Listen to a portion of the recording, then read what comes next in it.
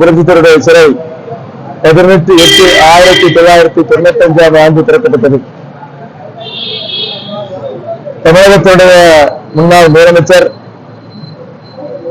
தமிழ் மட்டுமல்ல உலகமெல்லாம் பாராட்டக்கூடிய இடைவெள்ளல், மக்கள் நேசர், மக்களுக்காக உழைத்தவர், அவருடைய உருவச்சிலையை சில தீய சக்திகள் எங்களிடம் உடைத்திருக்கிறது.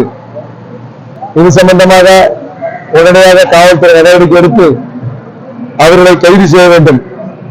குறிப்பாக இது போன்ற நிகழ்வுகள் சமீப காலத்தில் மதுரை நடந்திருக்கிறது, இப்பொழுது நார்வேல் நடந்திருக்கிறது. எனவே இது சம்பந்தமாக மாண்புமிகு இதய புரட்சித் தலைவருடைய ஆசியுடன், புரட்சித் தலைவர் அம்மாவுடைய ஆசியுடன் கழகத்துடைய பொதுச் செயலாளர் அவருடைய பார்வைக்கு எடுத்து சென்று இதற்கான தக்க நடவடிக்கை எடுக்கப்படும். அதேபோல் புதிய சிலையை உருவாக்குவதற்கு மாவட்ட நிர்வாகம் மூலமாக அனுமதி பெற்று புதிய சிலை நிறுவப்படும் என்று தெரிவித்துக் கொள்கிறேன்.